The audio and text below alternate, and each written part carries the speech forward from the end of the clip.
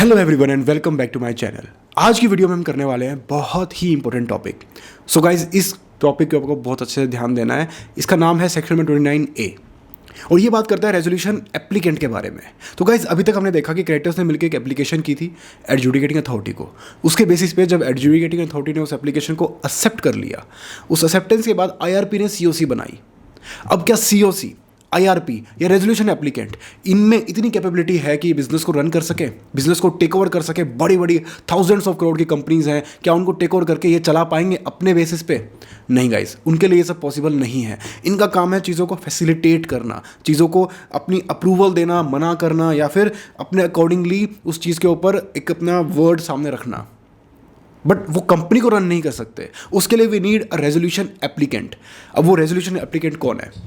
He is going to be a person जो कि company को रन करने की रिस्पॉन्सिबिलिटी उठाने वाला है कि यार जितना टाइम CRP चलेगा उस दौरान मैं इस कंपनी को रन करने वाला हूँ, मैं इस कंपनी के मैनेजमेंट को टेक ओवर करूँगा and I am going to manage this company. तो ये इस चीज़ के अंदर होने वाला है। अब क्या हम ऐसे ही किसी को वो कंपनी की दारोमदार पकड़ा देंगे कि ठीक है यार, तुम रन करना चाहते हो, तुम्हारी इच्छा बहुत दिख रही है, चलो तुम कर लो? नहीं गाइस, उसके लिए कुछ डिस्क्वालिफिकेशन यहाँ पर दी गई है। कुछ लोगों को मना किया गया है कि वो लोग रेजोल्यूशन प्लान सामने रख नहीं सकते। So guys, what is resolution plan? वो एक पूरा का पूरा जो चीज़, जितनी भी चीज़ें हैं जिस ढंग से कंपनी को रन करने वाले हैं, वो लाकर क्रिएटर्स के सामने रखते हैं, क्रिएटर्स को अप्रूव करते हैं। जिसको भी क्रिएटर्स अप्रूव करेंगे वो बनेगा हमारा ऐसा रेजोल्यूशन एप्लीकेंट जिसको चूज कर लिया गया है and who is going to take over the business of the company during the CRP process. So guys, this is how the things are working. Okay, तो सबसे पहले हम इसमें देखेंगे कि कौन कौन एलिजिबल नहीं है, कौन कौन डिस्क्वालिफाइड है फ्रॉम बिकमिंग रेजोल्यूशन एप्लीकेंट, जो कि अपना रेजोल्यूशन प्लान लेके आ ही नहीं सकते। कि अगर आपके अंदर आपने ये डिस्क्वालिफिकेशन करी है तो बस वहीं रुक जाओ, तुम्हारा यहाँ पे कोई काम नहीं है। ओके, सो गाइज, सबसे पहले वो एक अनडिस्चार्ज इंसॉल्वेंट है, यानी कि इंसॉल्वेंट तो है बट उसने मेरे क्रेडिटर्स को डिस्चार्ज भी नहीं किया। पहली बात तो, क्योंकि यार हम यहाँ पर बात ही ऐसे लोगों की कर रहे हैं कि हमारे क्रेडिटर्स को डिस्चार्ज करो आप, और ऐसा इंसान जिसने अपने ही क्रेडिटर्स को डिस्चार्ज नहीं किया उसको हम अपना काम दे दे करने को, not a chance. Next one आता है कि वो विलफुल डिफॉल्टर है, यानी कि माल्या टाइप का इंसान है। विजय माल्या जैसे कि जिन्होंने बैंक के पैसे नहीं दिए, विलफुली उन्होंने डिफॉल्ट किया, तो ऐसा कोई इंसान है तो उसको हम CRP रन करने नहीं दे सकते, उसको पूरा पूरा बिजनेस टेक ओवर करने के लिए नहीं दिया जा सकता। ओके, नेक्स्ट पॉइंट आता है at the time of submission of the resolution plan. अब गाइज, यहाँ पर ये थोड़ी सी चीज़ें, 2-3 पॉइंट इसमें आने वाले हैं जो थोड़ी डिटेल्ड है, थोड़े से जो ट्रिकी हो जाते हैं। सो उनको अगर थोड़ा सा हम ध्यान से अगर देखें तो गाइज वो कुछ ऐसा होता है। तो मैं सबसे पहले आपके सामने 3 पार्टियाँ रखने वाला हूँ, ठीक है? Party number 1, 2 and 3। So this is a entity, कोई भी एंटिटी हो सकती है। This is a person and this is also a person, a group of persons, ठीक है? सबसे पहले इसको हम नाम देंगे कंट्रोल, दूसरी पर इसको नाम देंगे हम प्रमोटर, एंड थर्ड इसको नाम देंगे हम मैनेजमेंट।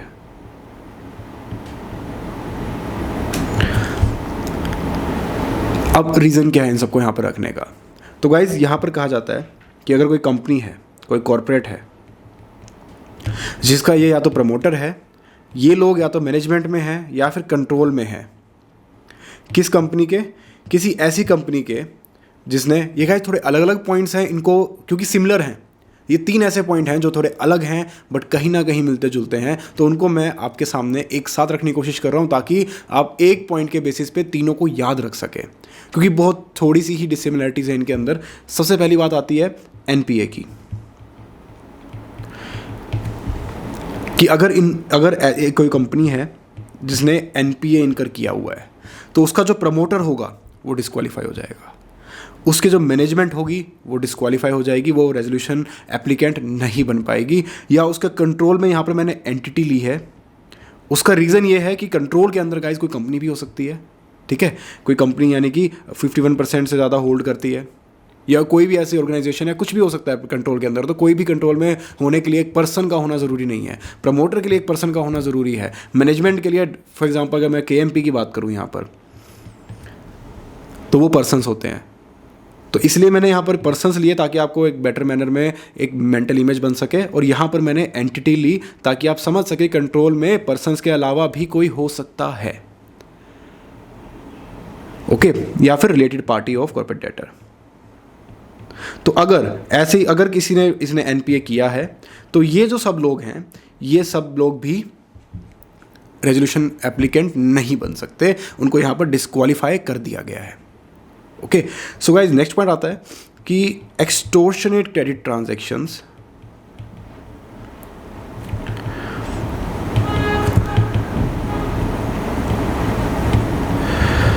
प्रेफरेंशियल ट्रांजैक्शंस,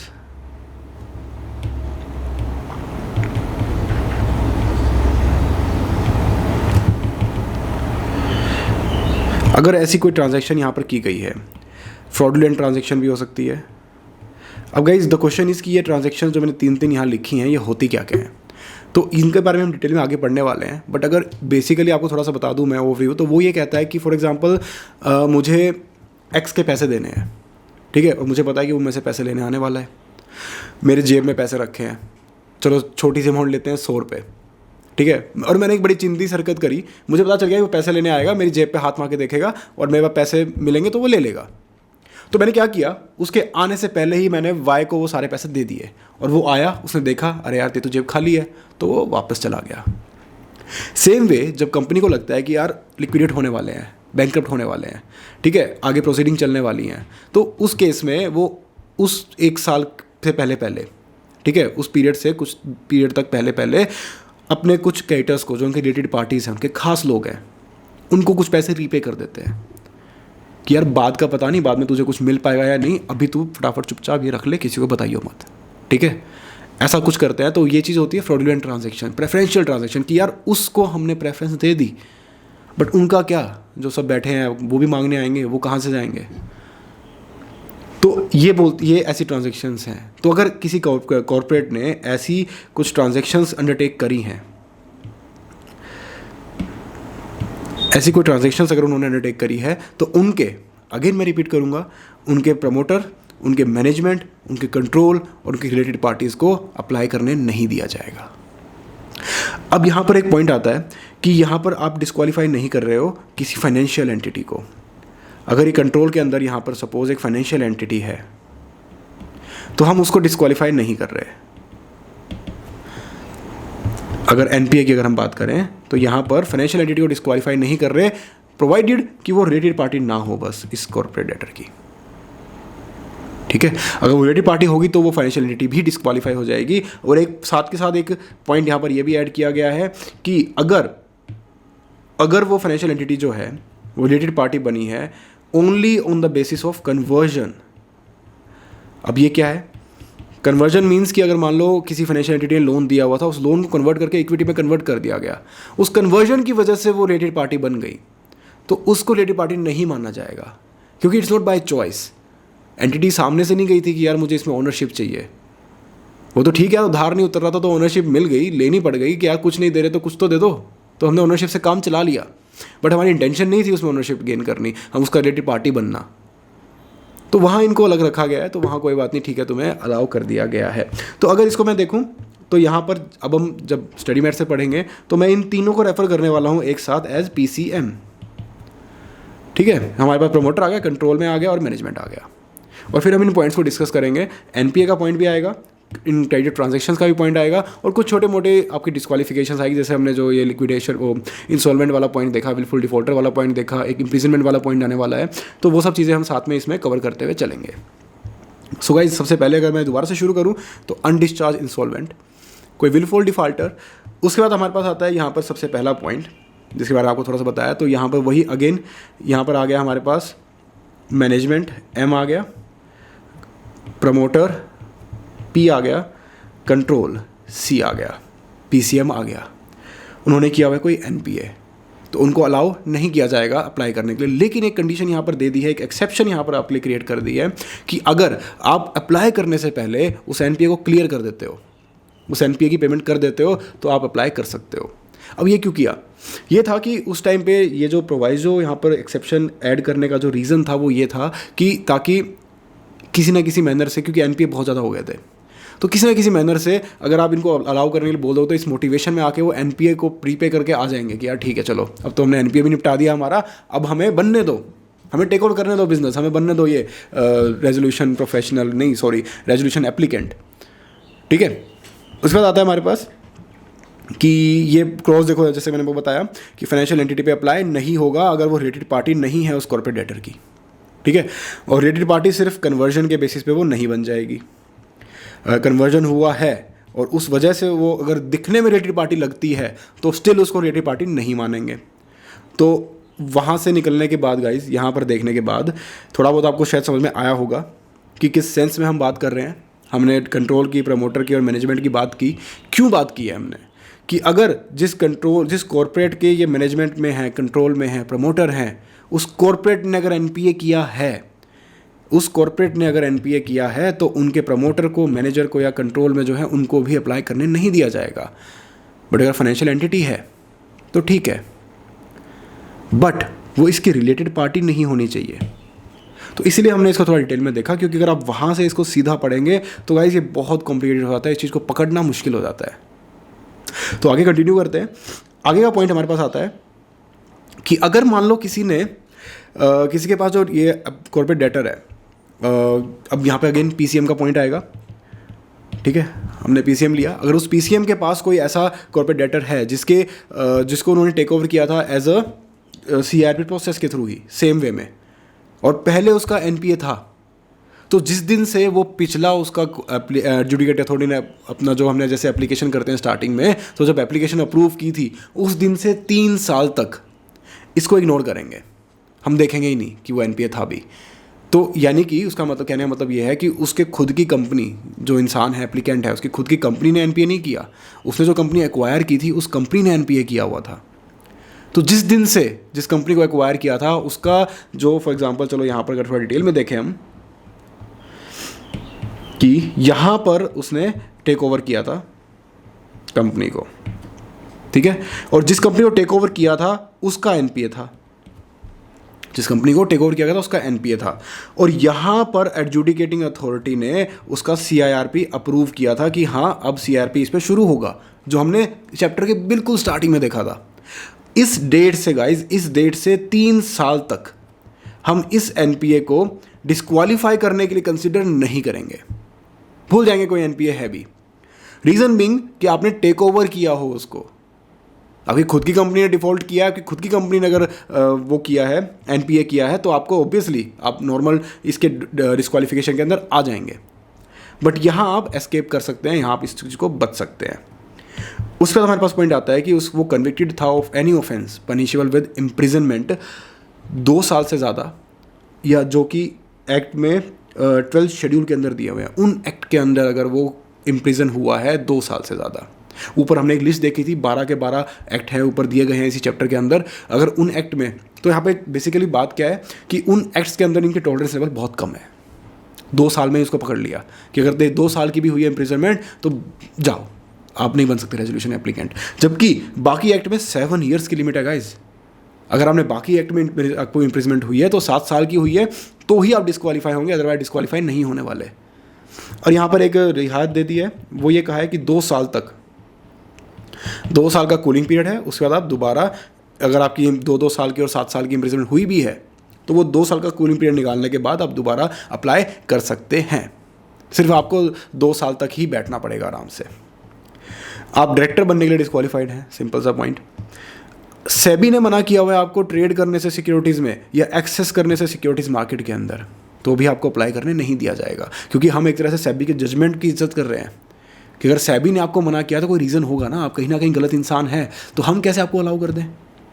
ठीक है, फिर आता है हमारे पास अगेन पीसीएम वाला पॉइंट आता है, और जो मैंने आपको सेकंड ट्रांजैक्शन बताई थी जो कि थी preferential transaction, under value transaction, extortionate transaction या फ्रॉडुलेंट ट्रांजैक्शन। तो ऐसी कोई ट्रांजैक्शन अगर की हुई है तो उस केस के अंदर भी आपको यहाँ सर एक्सक्लूड करके चला जाएगा, आपको डिस्क्वालीफाई कर दिया जाएगा।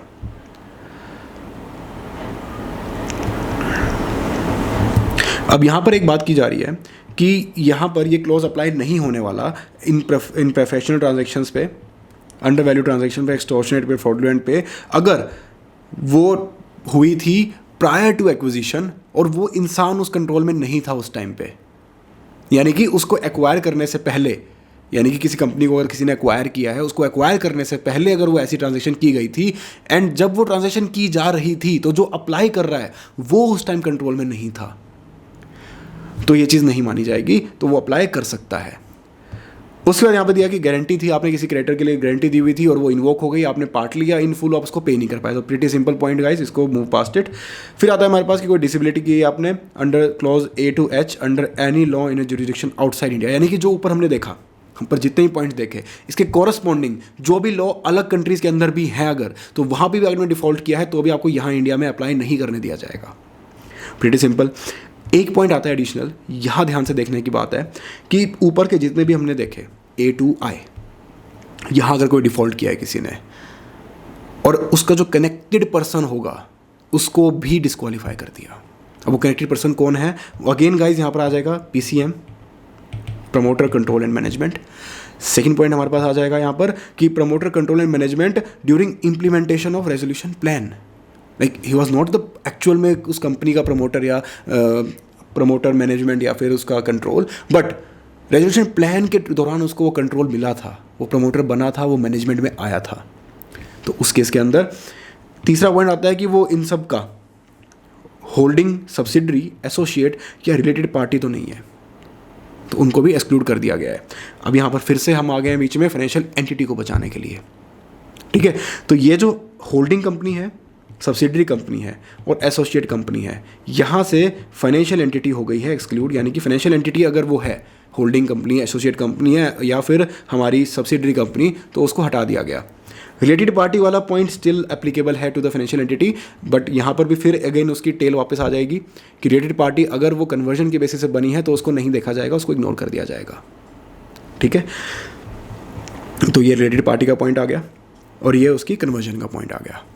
लास्ट पॉइंट जो गाइस है इस हमारे सेक्शन 29A का, वो ये कहता है फाइनेंशियल एंटिटी के बारे में कि फाइनेंशियल एंटिटी कौन कौन सी होने वाली है। तो ये गाइस काफ़ी सिंपल है, शेड्यूल बैंक बता दिया हमारे पास, यहाँ पर FATF की जो कंप्लायंस में रेगुलेशंस के अंदर आती हैं वो आ गए, वहाँ पे इन्वेस्टमेंट व्हीकल आ गए, हमारे पास ARCs आ गई, हमारे पास AIF यानी कि अल्टरनेट इन्वेस्टमेंट फंड्स आ गए, या फिर such other categories as may be specified by central government. तो गाइस इसके अंदर थोड़ा सा ही टिपिकल सा पॉइंट था जहाँ पे कन्फ्यूजन होती है, क्योंकि कुछ जगह हैं जहाँ पे हमारे PCM आते हैं, ठीक है। वो PCM आ गए हमारे पास 2 ट्रांजेक्शन के अंदर, फ्रॉडुलेंट ट्रांजेक्शंस और NPS के अंदर। वहाँ से हमारे पास ध्यान से देखा जाए तो NPA में से फाइनेंशियल एंटिटी को हटा दिया गया, क्योंकि गाइज ये बहुत बड़ा अमाउंट इन्फ्यूज़ करते हैं। अगर मान लो इनको टेक ओवर करने दे दिया गया, इनको अप्लाई करने दे दिया गया, तो बहुत काम के हैं ये, तो इसलिए इनके ऊपर थोड़ी रेस्ट्रिक्शंस कंपेरेटिवली कम है रादर देन कंपनीज, क्योंकि ये बहुत पैसा ला सकते हैं, बहुत सारे अच्छे मैनर में रेजोल्यूशन प्रोसेस को कंप्लीट करवा सकते हैं, फुलफिल करवा सकते हैं। तो वहाँ पर सिर्फ और सिर्फ एक रिलेटेड पार्टी वाला पॉइंट रखा है और कुछ नहीं। तो अगर मैं आपको दोबारा रिवाइज करवाऊँ इसको, तो गाइज ये कुछ ऐसे बनता है। तो सबसे पहले ये बेसिक पॉइंट को मैं नहीं देख रहा अभी, ठीक है। बेसिक पॉइंट हमारे अनडिस्चार्ज, इंसॉल्वेंट, विलफुल डिफॉल्टर या कुछ भी नहीं है। NPA की अगर हम दोबारा बात करें तो PCM है, PCM के अंडर कोई कंपनी है, उस कंपनी ने NPA किया है, तो इन PCMs को डिस्क्वालीफाई कर दिया गया। अलाउ कर देंगे अगर वो टाइम पे पेमेंट कर देते हैं, सॉरी टाइम पे नहीं, वो रेजोल्यूशन प्लान से पहले पेमेंट कर देते हैं, क्योंकि यहाँ पर क्यों किया गया, ताकि NPS क्लियर हो यार, किसी भी बहाने NPA क्लियर कर दो प्लीज़, ठीक है। ये गवर्नमेंट का इस चीज़ के ऊपर एजेंडा है एक तरह से। फिर यहाँ पर एक्सेप्शन दी गई कि फाइनेंशियल एंटिटी है तो वहाँ पर ये हट जाएगी, प्रोवाइडेड कि वो ना हो, उसकी रिलेटेड पार्टी ना हो। कन्वर्जन से रिलेटेड पार्टी नहीं मानी जाएगी, चाहे वो दिखे रिलेटेड पार्टी, बट हम उसको रिलेटेड पार्टी नहीं मानने वाले, ठीक है। उसके बाद हमारे पास पॉइंट आया कोई कन्विक्टेड नहीं होना चाहिए। फिर हमारे पास डायरेक्टर का पॉइंट आया, सेबी का पॉइंट आया, फिर दोबारा आ गया हमारे पास वही PCM का पॉइंट। अगर PCM के अंडर कोई फ्रॉडुलेंट ट्रांजैक्शन या फिर कोई एक्सटॉर्शन ट्रांजैक्शन, प्रेफरेंशियल ट्रांजैक्शन हुई है तो भी अलाउ नहीं होगा। लेकिन उसका भी गाइस एक एक्सेप्शन था। वो एक्सेप्शन ये कहता है कि अगर आपने कोई पहले एक्वायर की थी, वहाँ ऐसी ट्रांजैक्शन हुई थी और ऐसी ट्रांजैक्शन के टाइम पे आप वहाँ पर कंट्रोल में नहीं थे, मैनेजमेंट में नहीं थे, प्रमोटर नहीं थे, तो आप अभी भी अप्लाई कर सकते हो, कोई दिक्कत नहीं है, आप इस चीज़ को एस्केप कर जाओगे, ठीक है गाइज। फिर उसके बाद हमारे पास पॉइंट आया एक दोबारा से गारंटी का एंड फिर डिसेबिलिटी का। फिर हमने बात की कनेक्टेड पर्सन के बारे में, तो अगेन PCM आ गए, PCM इन रेजोल्यूशन प्रोसेस आ गए। उसके बाद हमारे पास उसके होल्डिंग सब्सिडरी एंड एसोसिएट आ गई एंड रिलेटेड पार्टी आ गई। होल्डिंग सब्सिडरी एसोसिएट से हमने फाइनेंशियल एंटिटी को हटा दिया और फिर लास्ट में हमने देखा फाइनेंशियल एंटिटी क्या होती है। So guys this was section number 29A resolution applicant और उसकी डिस्क्वालिफिकेशंस। काफ़ी टिपिकल सा था, इसको एक दो बार पढ़ेंगे आपको दिमाग में अच्छे से बैठ जाएगा। इस वीडियो को एक दो बार और देखें तो आपको अच्छे से ये समझ में आ जाएगा। आई होप गाइज आपको ये अच्छे से समझ में आया हो, and thank you for watching and be sure to like and subscribe.